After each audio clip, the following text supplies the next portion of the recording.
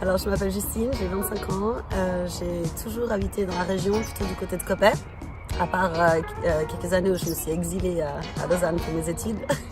Et là, ça fait 1 an que je suis retournée habiter à Nyon. J'ai vraiment ressenti ce besoin, cette envie de retourner habiter à Nyon parce que j'ai un énorme attachement émotionnel pour cette ville et c'est vraiment chargé de souvenirs géniaux. Alors cette curiosité pour la wax, elle est née quand j'ai travaillé pour un événement à Genève qui s'appelle Aphrodisée. C'est un événement, c'est un peu comme une fashion week africaine avec des défilés mais aussi tout un côté marché avec des critères de sélection de designers. C'était vraiment le Made in Africa avec vraiment voilà, aussi des critères de production qui répondaient à des normes éthiques et responsables.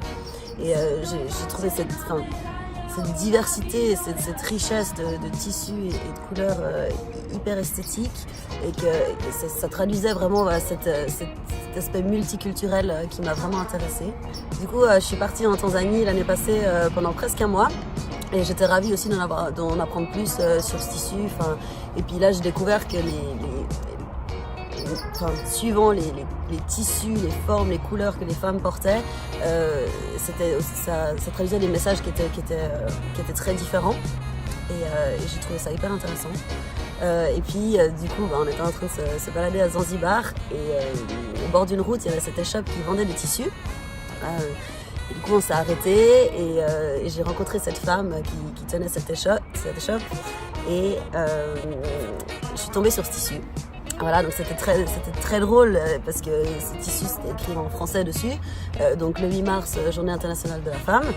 Donc voilà, là il s'est passé un échange où j'ai essayé d'expliquer à cette femme que c'était écrit en français, que le 8 mars c'était ma date de naissance. Donc ça c'était très drôle de tomber là-dessus. Mais bien évidemment que la barrière de la langue a fait qu'on a eu un peu de mal à se comprendre. Mais l'échange était très humain et puis en fait au final je lui ai acheté tout son tissu et ouais, c'était assez drôle comme moment. Et puis au final je me suis dit que la journée de la femme était aussi peut-être un bon moyen pour mettre en relation voilà, cette femme tanzanienne, moi nyonnaise et d'autres femmes nyonnaises. Cet habit, ça fait vraiment lieu de message, de communication. J'ai trouvé ça hyper intéressant en rentrant ici et me dire que j'allais essayer de raconter cette histoire avec ce tissu. Donc voilà, j'ai commencé à penser aussi aux femmes autour de moi qui entreprennent, comme cette femme qui tenait cette boutique. Et voilà, j'ai pensé à plusieurs amis à moi qui sont originaires de Nyon, qui ont commencé des projets entrepreneuriaux et aussi des difficultés que ça comportait peut-être en tant que femme d'évoluer dans ce milieu-là.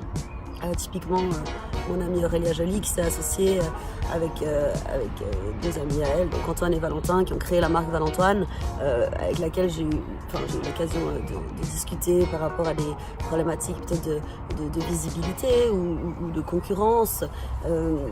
Et bon, notre amie Stéphanie qui a monté aussi quelque chose avec son copain qui s'appelle Pot de Colle Design. Un mélange entre illustration, plantes, design d'objets, etc. Et là aussi des problématiques de financement de projets par exemple.